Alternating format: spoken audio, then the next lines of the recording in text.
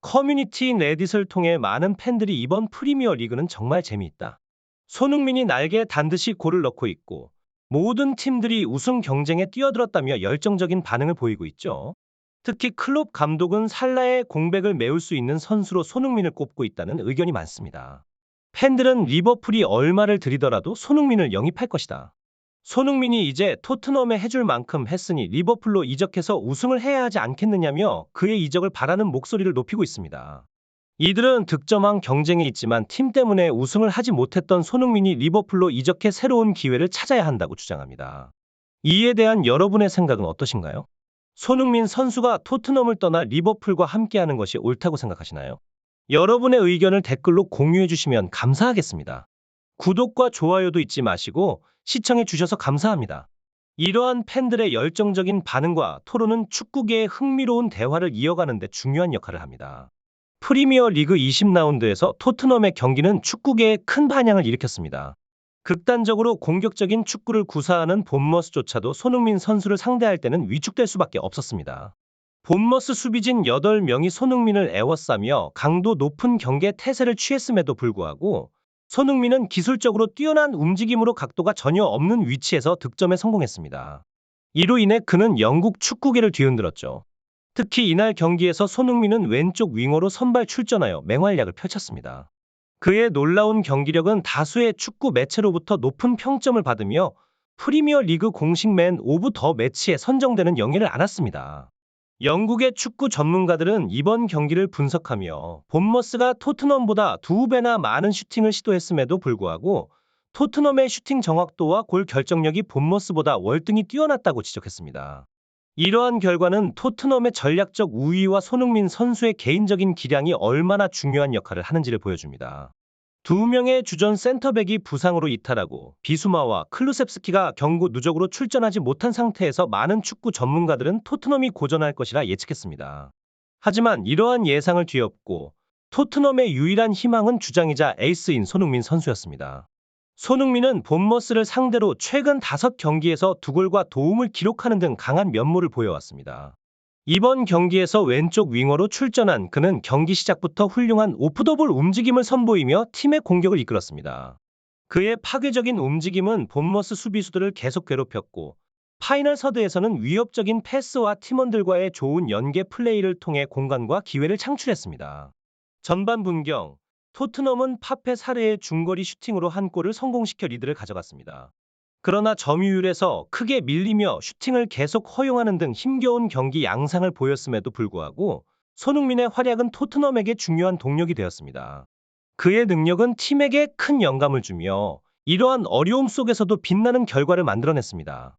전반 17분경 손흥민은 본머스의 수비수 한 명을 1대1로 돌파한 후 절묘한 스루 패스를 선보였습니다. 이 패스는 완벽하게 본머스의 수비진 사이를 뚫고 뒷공간으로 침투하는 데 성공했습니다. 하지만 오프사이드를 잘못 판단한 동료 선수의 반응으로 인해 이 좋은 공격 기회는 무산되었습니다. 단 1분 후 벤 데이비스의 패스를 받은 손흥민은 다시 한번 절묘한 스루 패스를 시도했습니다. 이 패스는 본머스 수비진을 완벽하게 뚫었지만 팀 동료의 오프사이드 판단 실수로 인해 골 기회가 사라졌죠. 해설진들은 손흥민이 상황을 정확히 파악하고 패스를 시도했음에도 불구하고 결과적으로 기회가 무산된 것을 아쉬워했습니다. 그러나 경기는 계속되었고 본머스의 골잡이 솔랑케가 토트넘의 뒷공간을 지속적으로 위협했습니다. 그럼에도 불구하고 본머스는 좋은 기회들을 번번이 놓치며 전반전을 마무리했습니다. 이러한 상황 속에서 토트넘은 중원에서 크게 밀리기 시작했고 경기는 더욱 열세에 놓이게 되었습니다. 토트넘의 역습 상황에서 그는 본머스의 수비를 뚫고 뒷공간으로 침투했습니다.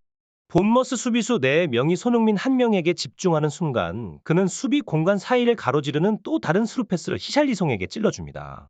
이어진 키퍼와 1대1 상황에서 히샬리송의 슈팅은 성급했고 결국 골문을 벗어났습니다. 이 상황을 지켜보던 중계진들은 손흥민의 패스가 사실상 득점과 마찬가지였다고 평가했습니다. 키퍼가 역동 자리까지 벗어나며 히샬리송에게 충분한 시간을 주었지만 그의 슈팅이 정확하지 못했다고 말했습니다. 한편 이 모든 상황을 지켜보던 본머스의 라울라 감독은 토트넘의 공격을 막기 위해서는 손흥민을 중점적으로 막아야 한다고 판단했습니다. 그는 수비진에게 손흥민에게 조금의 공간도 허용하지 말라고 지시했습니다. 손흥민의 이러한 활약은 팀의 공격 전략에서 핵심적인 역할을 하고 있음을 다시 한번 증명했습니다.